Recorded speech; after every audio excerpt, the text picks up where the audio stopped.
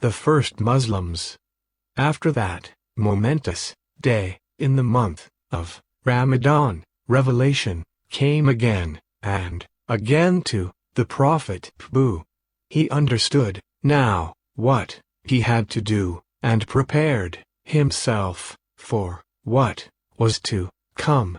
Only a strong and brave man, helped by Allah, can be a true prophet, because people often refuse to listen to Allah's message. Khadija was the first to believe the Prophet and accept as true what he brought from Allah. Through her, Allah made things easier for the Prophet.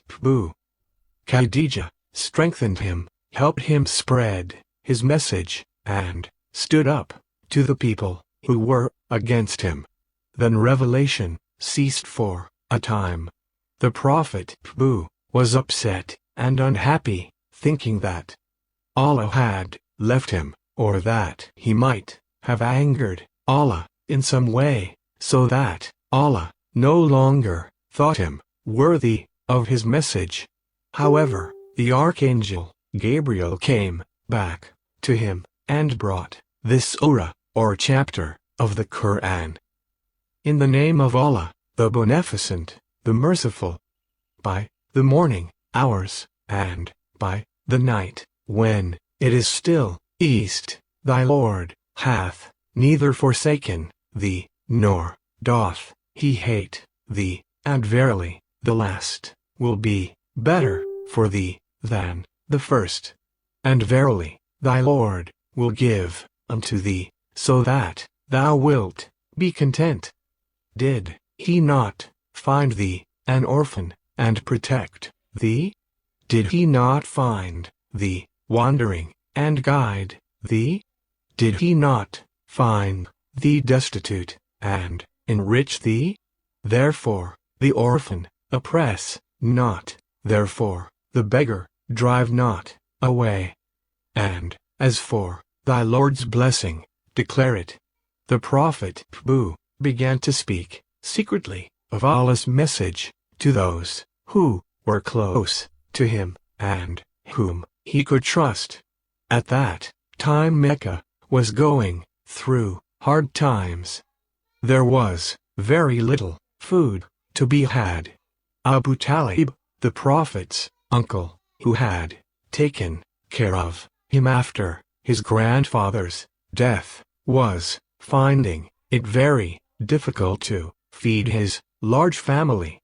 The Prophet said that he and another uncle, Al-Abbas, who was a rich man, would each bring up one of Abu Talib's children, in order to help him. The Prophet took Ali, and his uncle took Jafar. One day, when the Prophet was outside the city, the Archangel Gabriel appeared to him.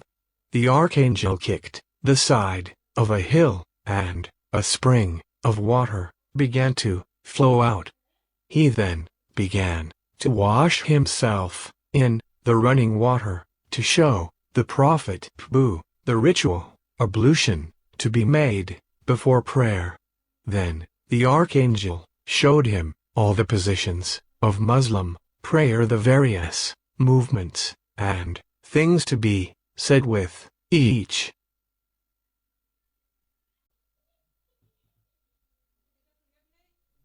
movement.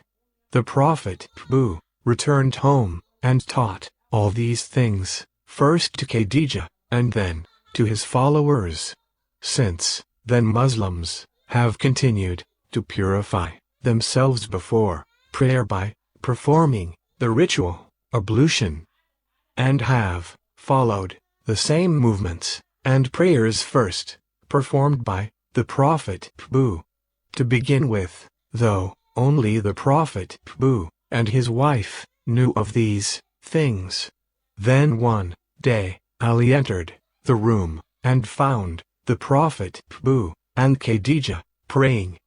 He was puzzled and asked what they were doing. The Prophet explained to him that they were praising Allah, and giving thanks to him.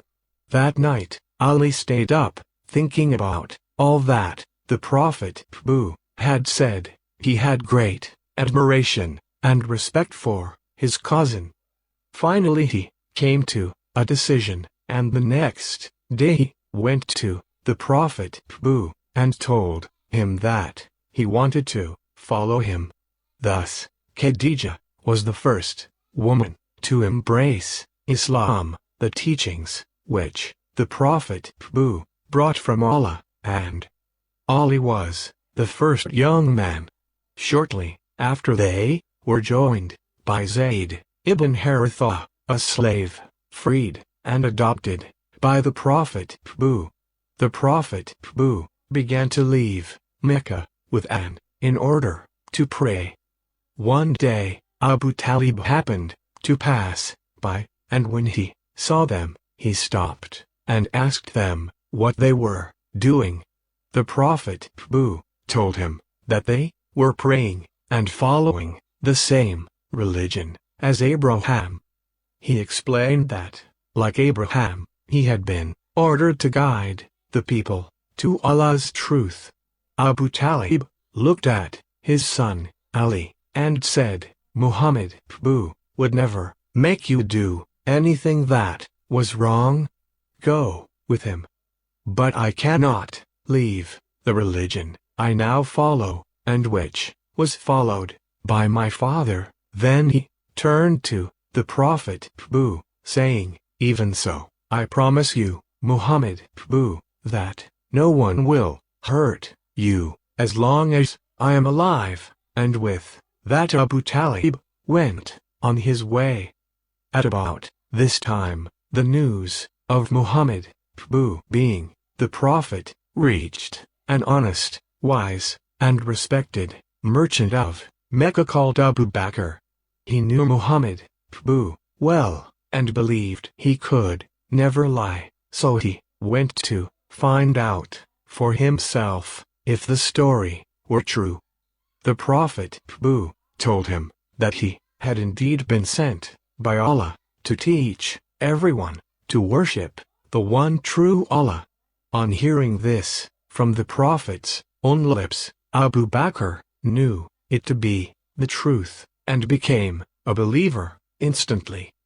Because of his wisdom, honesty, and kindness, people had always turned to Abu Bakr for advice. He was, therefore, a man of some influence, and through him, many people came to Islam. Among these was Sayd ibn Abi Waqqas, as the uncle of Amina, the Prophet's mother. The night before Abu Bakr came to visit him and tell him about Islam, Sayd ibn Abi Waqqas dreamt that he was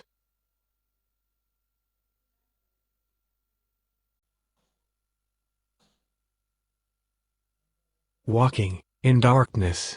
As he walked, he saw the moon, and when he looked at it, he saw Ali, Abu Bakr, and Zayd, the Prophet's freed slave, beckoning to him to come and join them.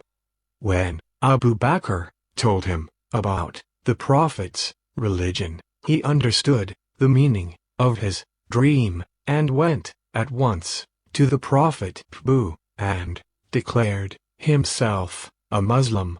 He understood that to be a Muslim means to submit oneself to Allah's will, and to serve only Him.